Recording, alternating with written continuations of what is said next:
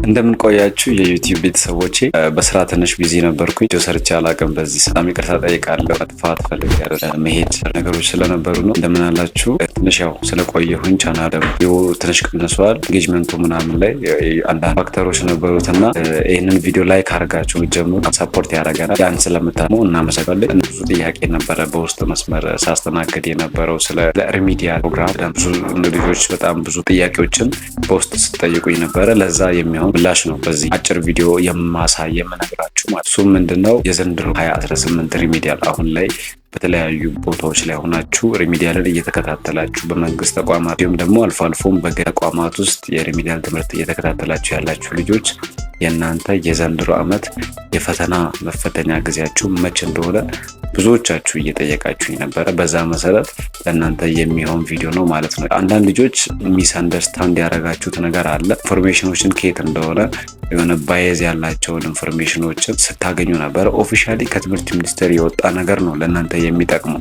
ስፔሻሊ የመንግስት ዩኒቨርሲቲዎች ላይ ዶርም ይዛችሁ በዚህ ሰዓት እየተከታተላችሁ ያላችሁ ልጆች እናንተ በደንብ ለኢንፎርሜሽኑ ቅርብ ናቸው። ምክንያቱም ኢፍ ዴር ኢዝ ኤኒቲንግ ኒው ይነግሯቸዋል። እዛው የትም ሳትለፉ እዛው ያሳውቃሉ አዲስ ነገር ቢኖር ስለዚህ ስለ ስኬጁሉ እና እንዴት ሊሆን ይችላል ብላችሁ ብዙዎቻችሁ እየሰጋችሁ ስላለ ይህንን ነገር በለዚህ ነገር ክሊር የሆነ ኢንፎርሜሽን እንድኖራችሁ ስለፈለግኩኝ ነው። ኦኬ የ2018 ሪሚዲያል እንደምታውቁት ብዙ ልጆች የተለያዩ ዩኒቨርሲቲዎችን ጆይን ለማድረግ በመንግስት በጣም ብዙ ጊዜ ጠብቃቸዋል። ለምሳሌ ወደ መጨረሻዎቹ አካባቢ የጠሩ ዩኒቨርሲቲዎች ነበሩ።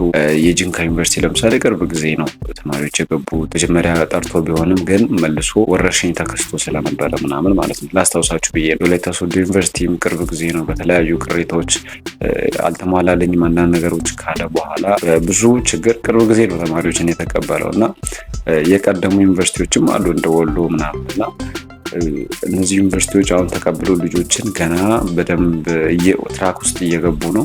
አንዳንዶቹ በጣም ራሽ እየፈጠኑ ያሉ ዩኒቨርሲቲዎችም አሉ፣ እያስተማሩ ነው አክቹዋሊ። እና ግን ሁሉም እኩል አልጀመረም። የዚህ ዓመት እንድታውቁ የምፈልገው ነገር ማለት ነው። ሌላኛው ብዙ ልጆች የስኬጁሉ ነገር ግራ የሚያጋባቸው ምርጫ ነገራዊ ምርጫ ስላለ መቼ ሊሆን የሚችለው የሚል ነገር ነው የሚያነሱት። ከምርጫ ጋር እኔ አንድ አጭር ነገር ልስጣችሁ።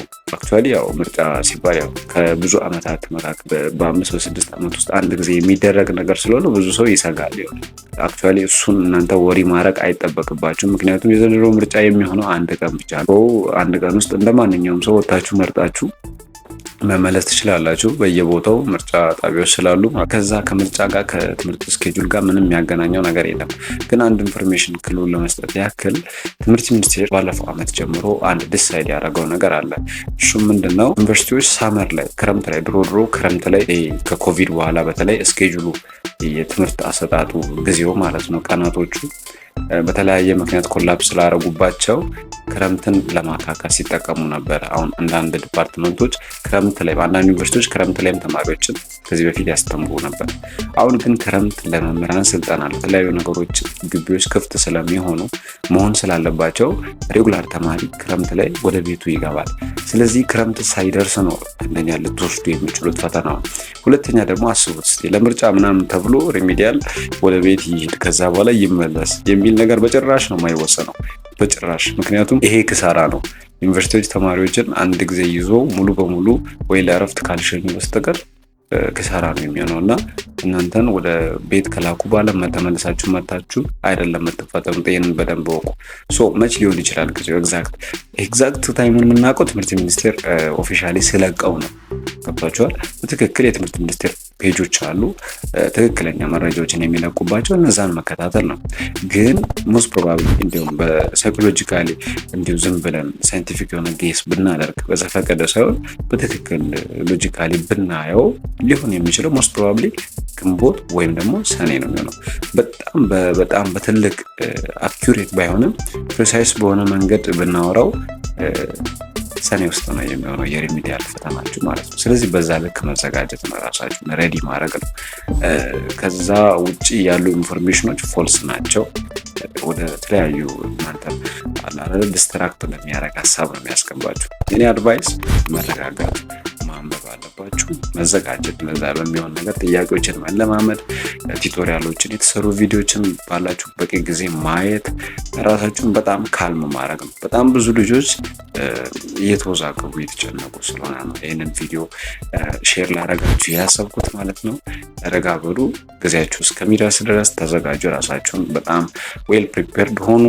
ከዛ በኋላ ያለውን ነገር እንግዲህ የጸለያችሁ ቀኑ መጠበቅ ነው እና ያው እስካሁን ድረስ ሰብስክራይብ አላደረጋችሁ ምን አስባችሁ እንደሆነ አላውቅም። በታረጉት አበረታቱናላችሁ። እዚህ ቻናል ላይ መልካም ነገሮችን ፖዚቲቭ ኢንሳይቶችን ብቻ ነው ወደ እናንተ ሼር የምናደርገው። ቀጣይ በሌላ ቪዲዮ ደግሞ እስከምንገናኝ ሀበ ናይስ